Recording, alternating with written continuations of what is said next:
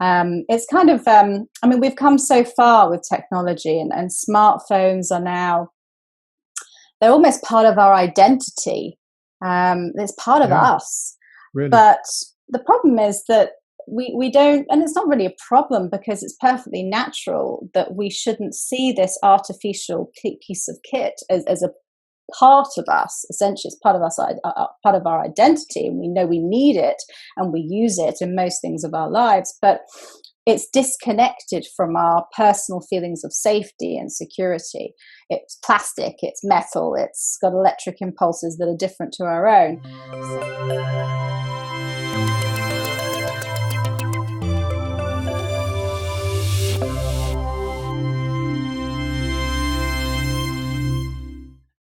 Welcome. This is Mind the Shift. I am Anders Bolling. I think I mentioned in an earlier episode that I doubted anyone uses the word cyberspace anymore, and even the word internet seems almost getting obsolete. This is, of course, because we carry out larger and larger parts of our daily lives in this digital environment. But we still have the physical world around us, and it won't go away anytime soon, presumably. So we will need words for that digital realm. And we need to understand how we act in it and why. My guest today is Nadine Michaelides, a cyber psychologist and behavioral scientist. She is working with understanding the relationship between human behavior and technology, and more specifically, the human factor in cybersecurity. She's also a speaker and the founder of AnIMA. Welcome to the show, Nadine. Thank you. It's great to meet you, Anders. I mentioned that you founded AnIMA. What is AnIMA? Can you just explain that briefly? Well, it's an advisory, it's a consultancy. So I advise cybersecurity organizations and international companies, small and large, on their people strategy. So how the people part interacts with their technology.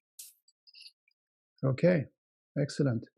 Now you are English, but you are also Swedish, but English. Yeah. What's your background? You're in Gothenburg now, on the Swedish west coast, right? Yeah, so it's one of those things that when I was in England, I was considered to be Swedish because my mother is Swedish and my father is Greek Cypriot, actually. But now I'm in Sweden, I'm British. So that's been a really interesting identity transformation for me. But Yeah, yes, what does that do with you when you have that experience? What does it do? Well, I think you don't feel at home at any place, or you feel at home everywhere. What is it? Which of it is it? I think long are the days. I think in the beginning when I was growing up, I very much wanted to find that sense of home, and that for me was here in Sweden, actually, with my grandparents. It was where the fun, where I could climb trees and have lots of fun. But gone are those days, and now I'm just really comfortable with being international, actually, and it becomes a little bit uncomfortable to try and identify myself as Swedish, English, Mediterranean. I'm just me. I'm just a myriad of a range of different cultures and genetics. And I like to think that I'm unique like everybody else. And, whether I'm considered to be Swedish or English or Greek is kind of not really relevant to me anymore. I'm just international. That sounds wonderful. I can resonate with that very much. I mean, I don't have that kind of background, but I really sympathize with that feeling of being a citizen of the world, so to speak. I think it's easy to do when you're a grown-up and you have a kind of a secure sense of identity. But when you're a child moving to a new country, faced with people that are different to you, that can be really, really tough. My children found it quite tough moving to Sweden, even though they're partly Swedish. I understand. How old are they? 16, 12, and 10. I've got 3 of them, 2 girls and a boy. Okay. Fine. Yeah. Fantastic. Nadine, you mentioned before the interview in a little pre-interview form that we have that you had an aha moment when you realized that what you did in your private life could actually be transformed into making a living. It had to do with being a people ambassador. Can you tell us a little bit about that aha moment? Well, I think it wasn't so much my private life. It was more outside of my job description, outside of my Right. job remit. I used to have to spend a lot of hours in boardrooms, talking for long hours with strategists, operational directors, finance directors, HR directors about the processes, the logistics, the finances of transformation, some sort of maybe organizational restructure or digital implementation. And we used to sit there for hours and hours and hours just talking about agile, all these different sort of meaningless words. Nobody was actually talking about the people. I always found that remarkable, that we could talk all day about this particular technological innovative product, but not about the people that were going to be using the equipment, the lab technicians, the patients who would be benefiting hopefully from it. People seemed to be an afterthought. It wasn't even the last agenda item. It just wasn't on the agenda at all. And that I just used to sit there sort of shocked, thinking, what on earth is going on? This is some sort of strange universe. So I was, I was polite, I'm sure, but there were times when I just used to challenge each of those individuals and say, well, have you thought about the experience of the patient, the lab technician, the factory worker, the people that are going to be using this equipment or adopting this process, whether it's Agile, Sigma, whatever it is. So really, it was just common sense, but how it was sort of became something extra, if you like, is it didn't feel like that was required of me. It felt as though I was being rebellious by bringing up these difficult conversations to the boardroom. So did they question what you were, you questioned them, did they question you back, so to speak? Did they Absolutely say things like, what are you talking about? This isn't relevant? Or... Well, they often ignored me and moved on to the next agenda item. But yes, of course, yes, I was challenged at times, and that's where metrics came in. You know, I had to prove, I had to provide evidence that what I was saying had value to the room and to the project that we were talking about. And metrics were a brilliant way of showing how important the employee voice was, for example, through surveys or whatever metrics we were using. What kind of metrics was it? Was it mainly surveys, or what kind of evidence? Mainly surveys, maybe retention rates, how many employees stayed with us through an implementation, a digital implementation that would change all behaviors across all the satellites of whatever company I was with. But so I mean, essentially, and this was about developing software or developing other kinds of. It wasn't hardware developing. It was. The key thing was transformation. So it was a range of different digital transformations or organization. It could be mergers and acquisitions.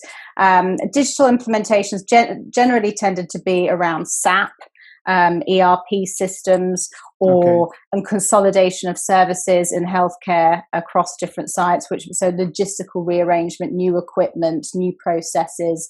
So a whole range of different types of technology involved, but also the people were changing and the processes were changed. So it's all a kind of mix of everything in one, and lots of complexity and lots of things to consider, lots of people involved. But that's my point, really. The people were the afterthought. It was all about budget cuts and saving money.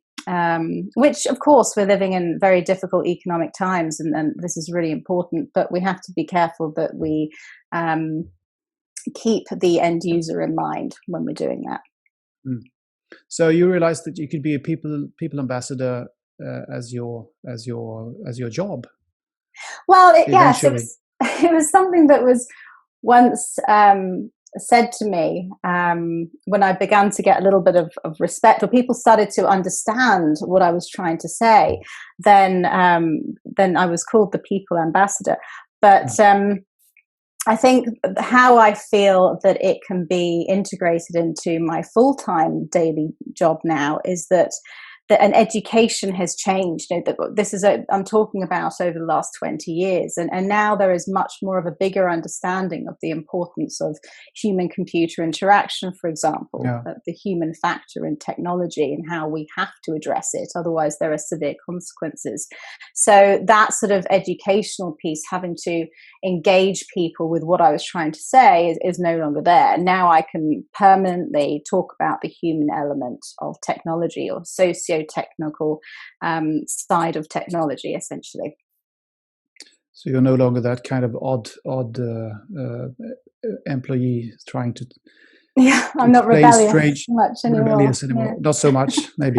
Not so much. Because, I'm still a bit abstract, I would say. Okay. But I think, that's the nature of having people from different disciplines. You have IT talking a certain language that feels very techy, very jargony, that some people at the creative industries might struggle to understand. And then you have psychologists, that are talking a whole different terminology and quite sort of abstract theories and methodological approaches, which feel a bit disconnected from what they're talking about. So I think the key thing, and one thing I've been able to develop over the years, is the ability to translate. It's to be that mediator between different departments, different languages, so that we can try and find that common ground where we actually add value and progress the situation that we're faced with currently. Yes, excellence. Yeah, because of course the online world is part of our ordinary societal infrastructure. It's very important, very Absolutely. big for everyone today, more than it was like 20 years ago when you started this career, as you were talking about. So how good are companies and governments, authorities today, at designing this infrastructure so that we all can use it in the most rational way, would you say? I would say that we've come a very long way. I think, now there are jobs, whole permanent positions based on user experience. There is definitely a piece of work there around designing a solution that keeps the people in mind. I still feel as though it's an afterthought, and I feel as though that it's technologists that are in the room. That there aren't psychologists, there aren't the people that are actually more focused on the people side of things in project scoping groups, for example. They do have occasionally, users involved, participatory users to test it. This is an area that could do with a lot more development, of course, but it's come a long way. So, keeping people at a center, not just center, but at the forefront of any design concept is absolutely critical. And that's a no-brainer. It should be happening without me saying anything. And there's definitely advancements in doing that. But there's still a lack of understanding as to the consequences of what innovation is going to have on human beings as a race, but also the individual. We can't possibly understand that through any amount of testing. So just being aware of that gives us a little bit of opportunity to sit back and just pause and really think about what the impact will be to the individual, and whether actually the product, the solution, is actually going to solve anything. Does it involve the people that are using it to the point at which they're going to adopt it, embrace it in the long term? If not, then it's not very useful. So this is what you do in your work. This is how you go about. You explain these things to your customers, or how would you define the human factor in technology? If you can do that briefly, what is the human factor in developing? Well, it can be many things, I guess. So basically, socio-technology is putting people at the center of technology.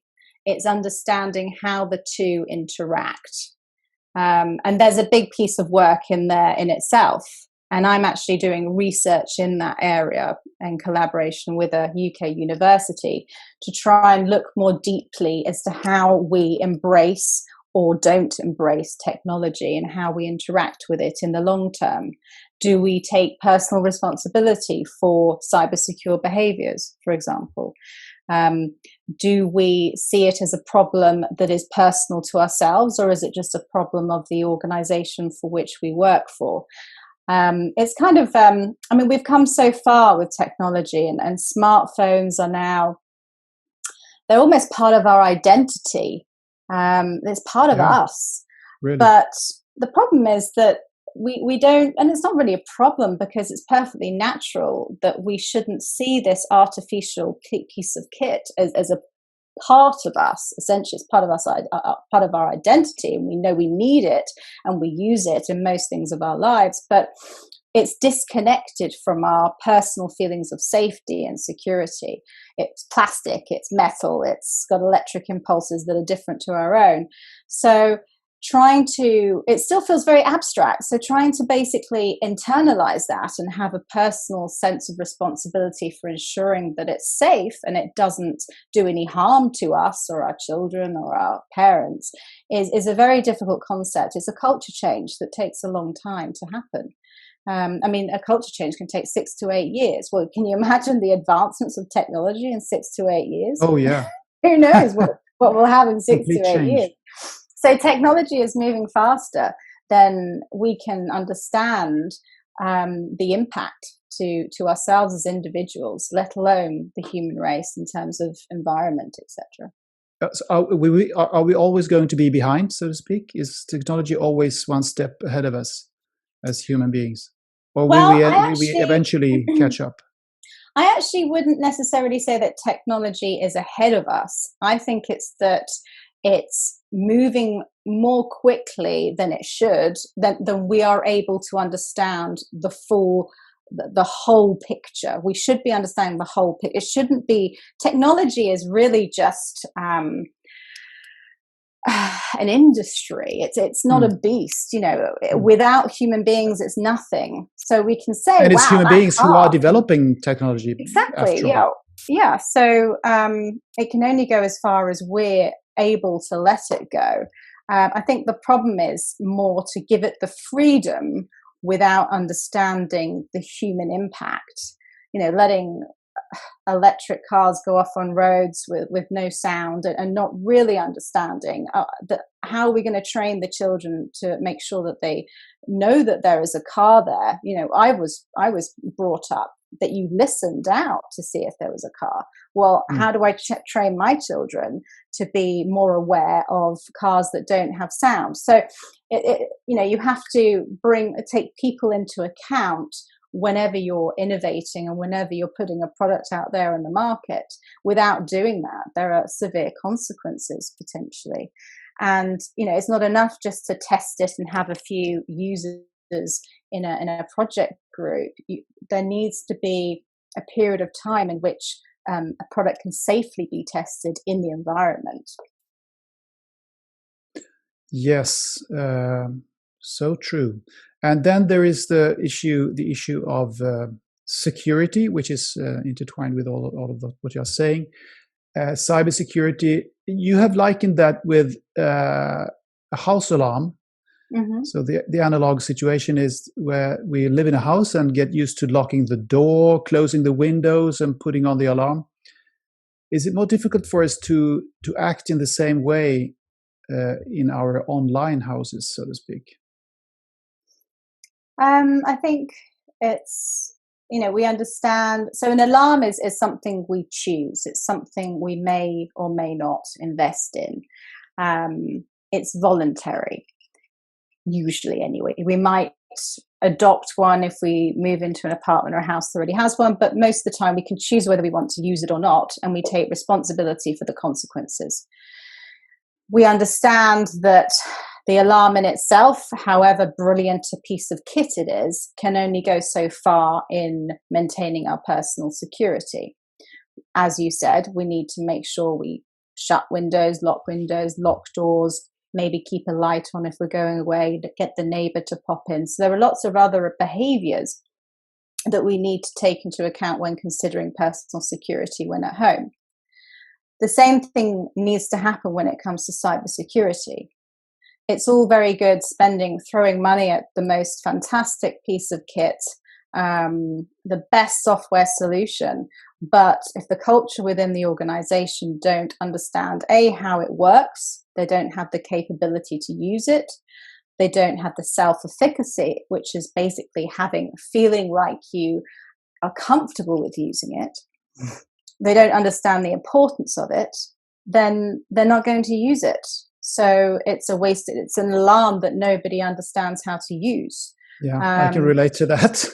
But also there's a whole lot of work that, some really great institutions and universities are delving into research-wise. Cybersecurity is not just about changing passwords. There's a whole socio-engineering part of it. There's a cult. It's become a culture. It's become a beast. Unfortunately, it's been sort of sexed up to be this raging beast running through the forest about to attack people, which isn't very, very helpful with people that, scaring people does not prompt them to actually change behaviors. It doesn't prompt them to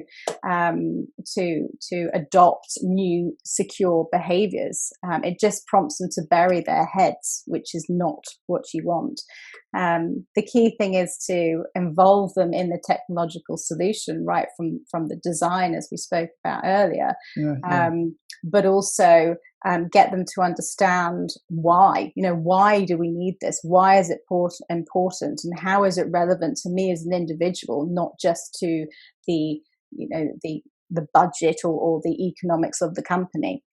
Maybe it comes down to common sense, really. I mean, to having the analogy with the analog world, as we were talking about locking your house, locking your car. It's common sense because, everybody knows that the world is full of, not full of, but there are a number of frauds out there who want to fool us and who want to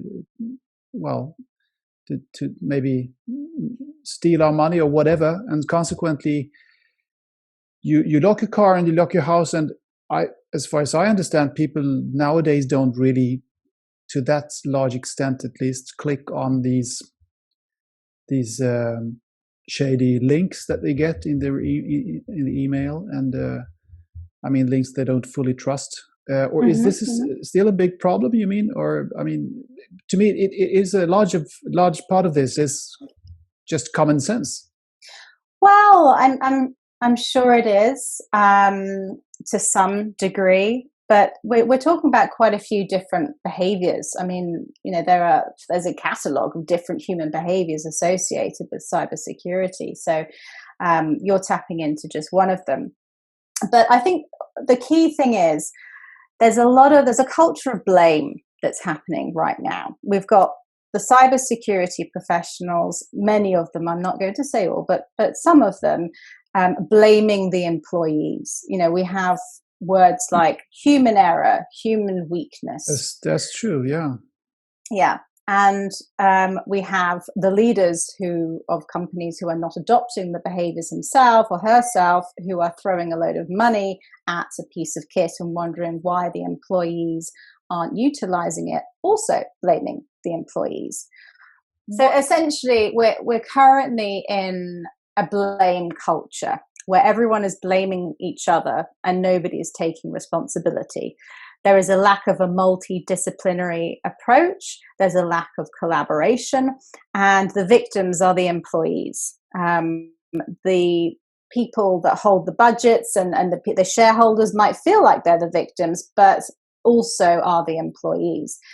They're the ones that have extra pressures on them. They have extra tasks to do as part of their daily jobs. I heard once that they had someone had to change their password 13 times or log in with a password 13 times each day. Oh, wow.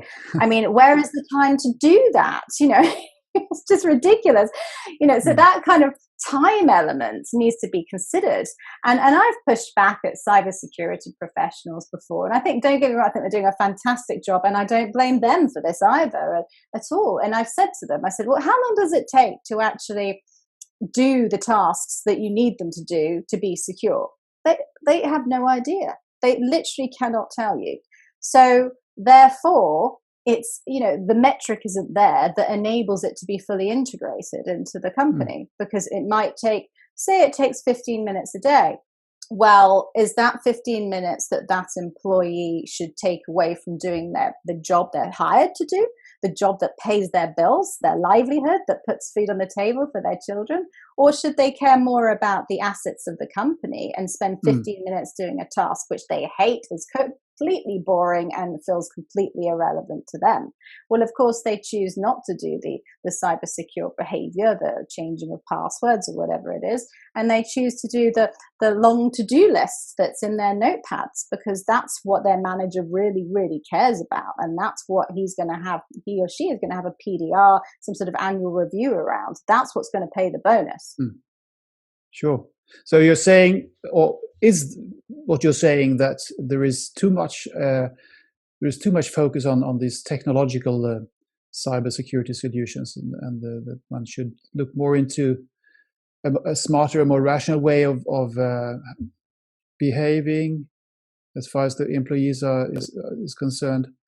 I'm saying that if the cybersecurity solution, in fact, these aren't my words, this is the National Crime Centre, Security Crime Centre, NCSC in the UK. But if it doesn't work for the people, it doesn't work.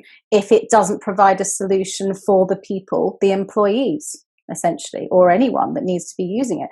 I mean, you wouldn't believe how many times I'm contacted by head of IT departments saying, I don't know what to do. My staff, my IT professional staff, know how to use, they know what to do.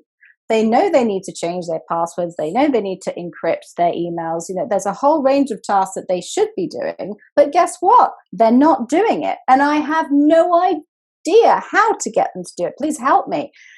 So it's not just about the capability. It's not just about the training. There has to be a level of engagement. You have to involve and inspire people to really internalize it, to personify the risks, and to make themselves part of the cybersecurity culture. The solution includes the people and the process and the culture, not just the technology.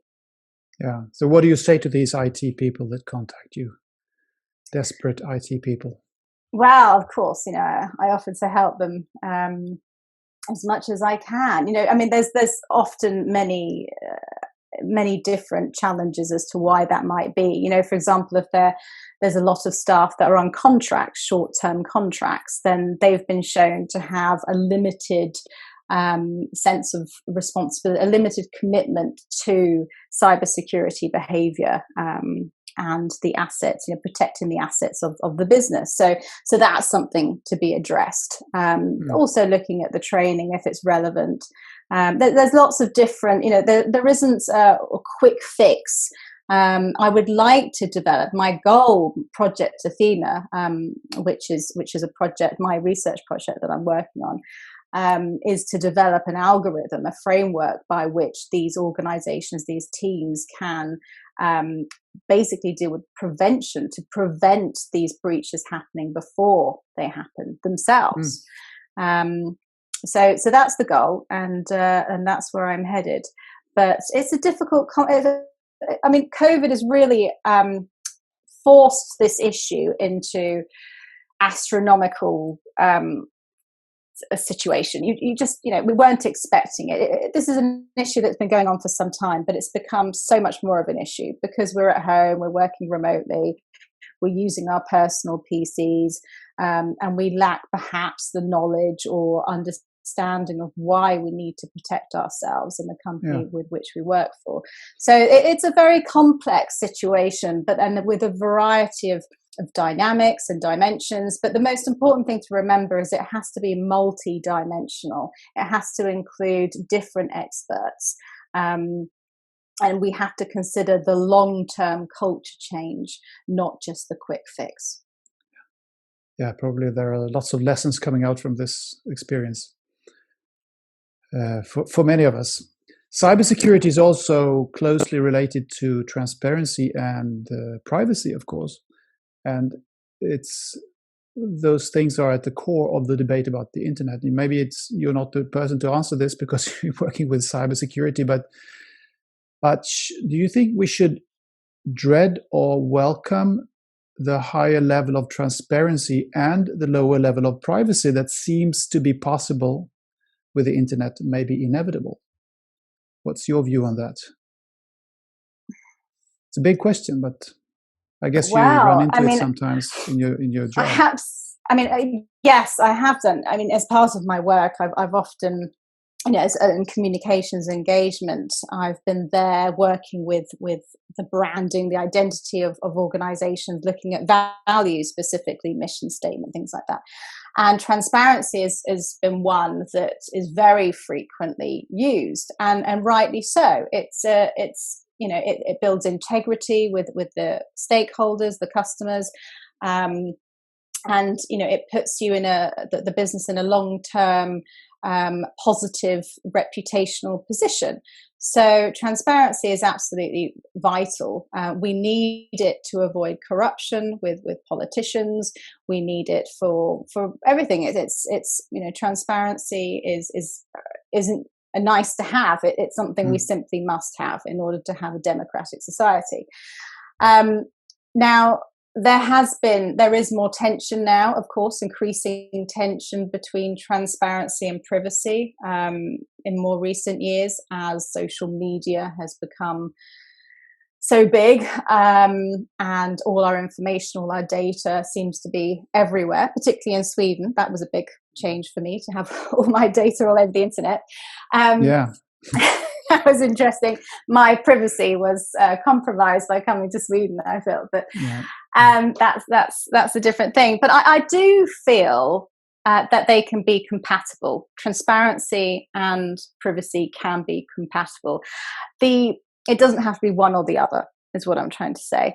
But the absolute most important thing to consider is the power, the proportion, the power, that we don't allow the abuse of power to happen. So we have to take into account public interest.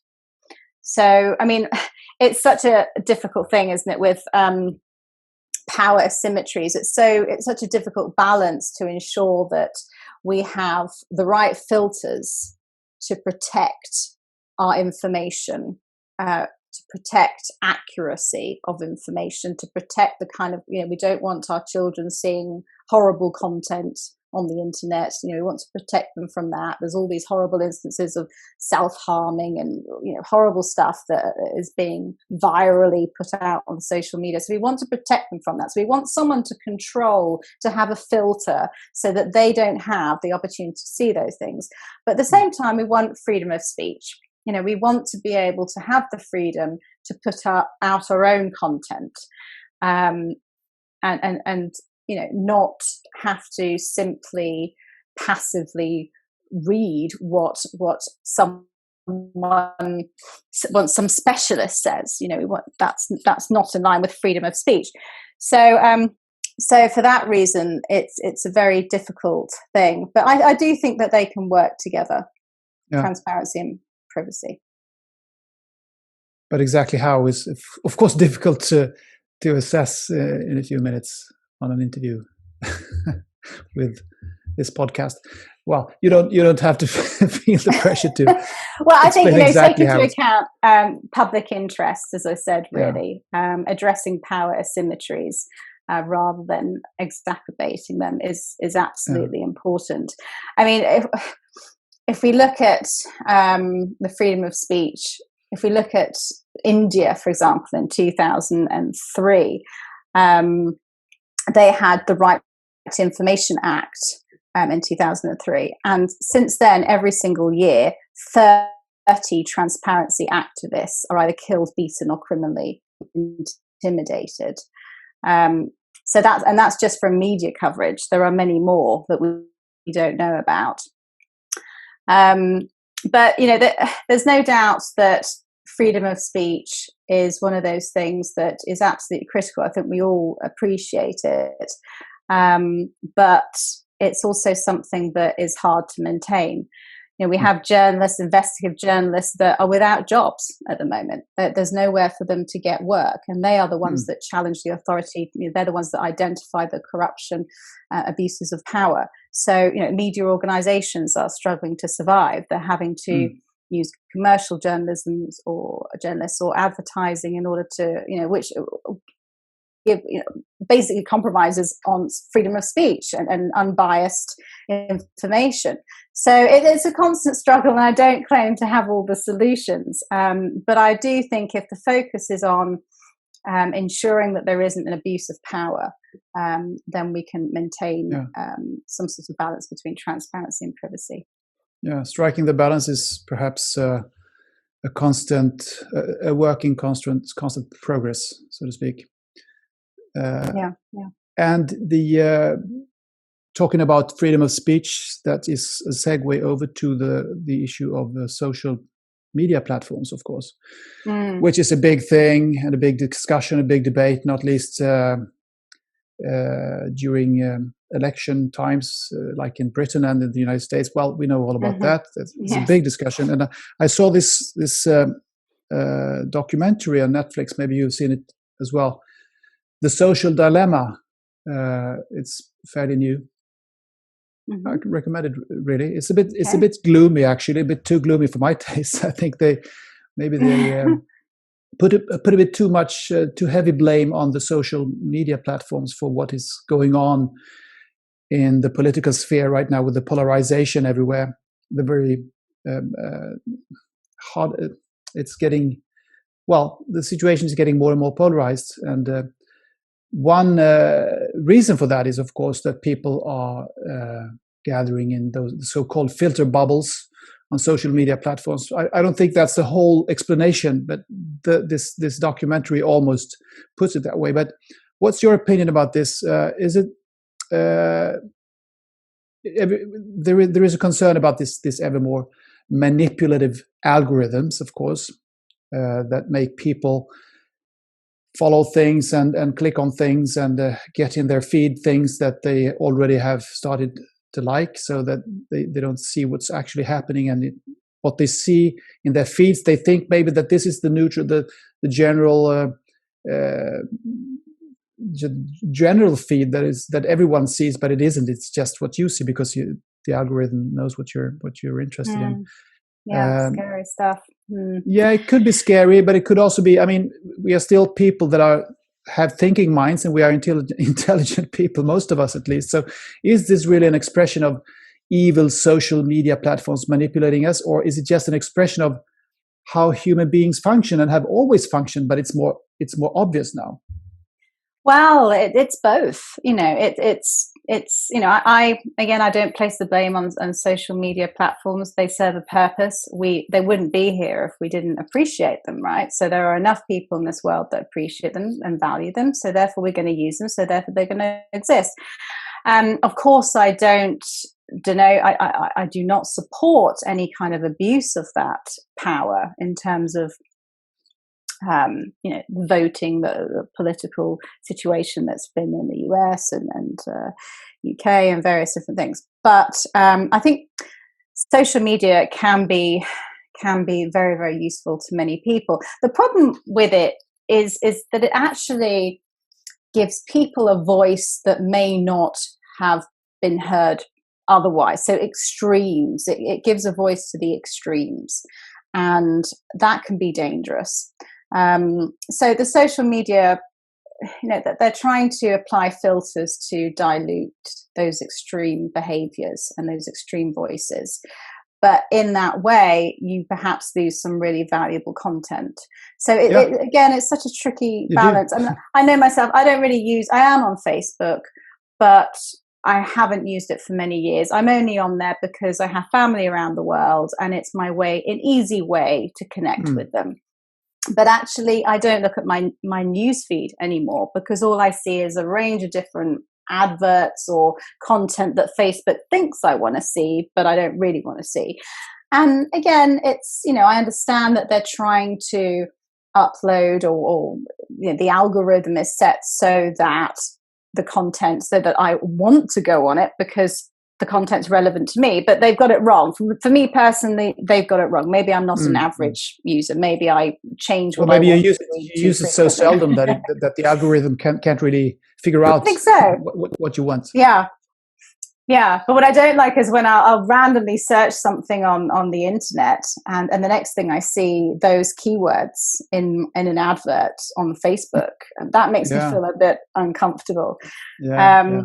But I mean, ultimately, there's an increasing call for regulation of the social media account, of social media, the internet, generally speaking. But it's the power imbalance that we need to address most importantly. Protecting children from horrific content would be one thing to do, but also protecting freedom of speech. Yeah, it is important to do that. I mean, everyone can sympathize with the idea of protecting children, I'm sure, or most of us can, of course. But the other thing is more difficult, I think.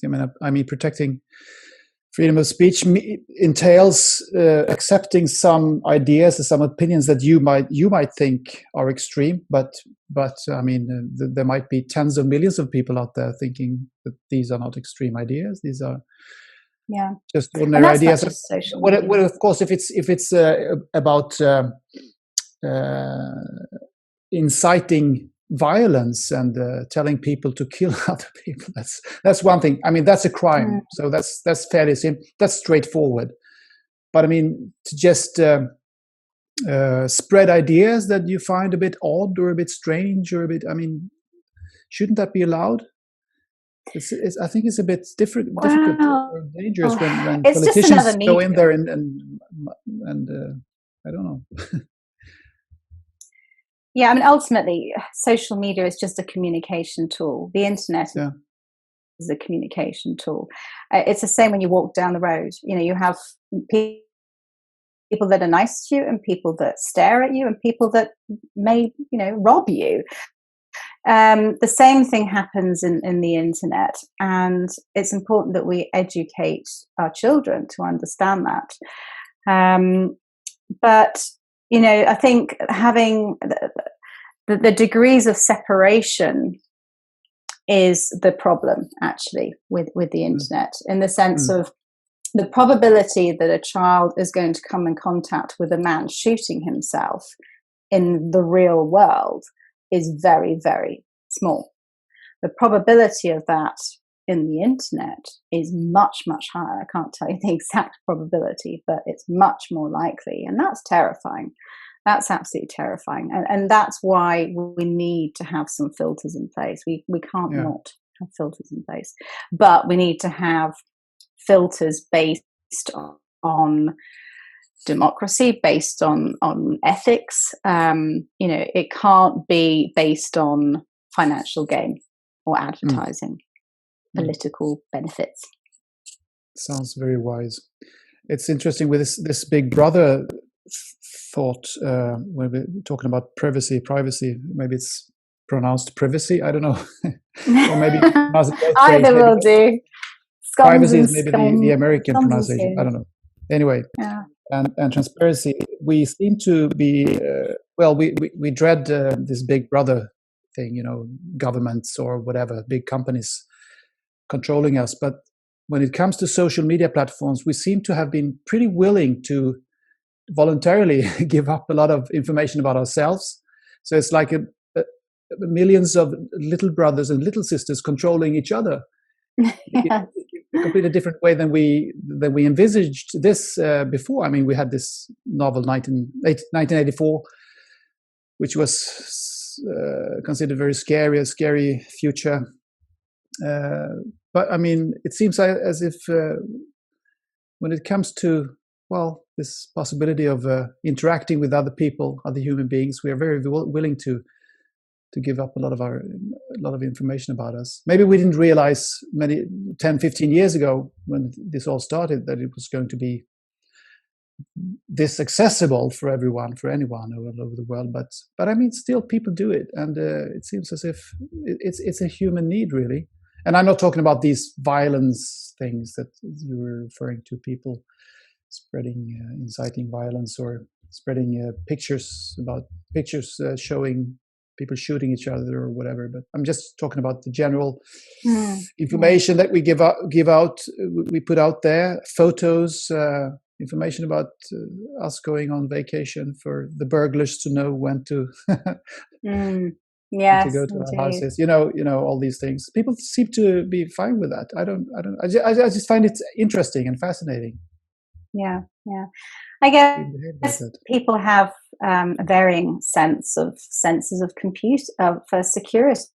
Really, it's some people are highly trusting, whilst other people are more concerned, should we say? And that goes for cybersecurity, personal security with alarms and windows and all those things. Both are one and the same. How worried are you that that the internet and social media platforms and all the other interacting platforms that we have on the internet will strengthen polarization and make things more difficult for maybe be detrimental for democracy? How worried are you about that? Or do you think we are going to adapt and adjust accordingly and just? I think it's already happened. It's been going on for a long time. I think we're just becoming aware of it, and awareness is the first step. So I think it will continue for a long time in our lifetime. But it's no different from when you have someone stand up in front of an audience and give a message and everyone listens, and suddenly it becomes a religion, or he becomes a god, or she becomes a goddess. It's the same thing. I think having a sense of sensibility and a balance and recognizing that we can't believe everything we hear is vital when it comes to the internet as well as in real life. Excellent. Fine words to round up with, I guess. Okay. So thank you, Nadine Michaelides, so much for joining the show. It's been a pleasure.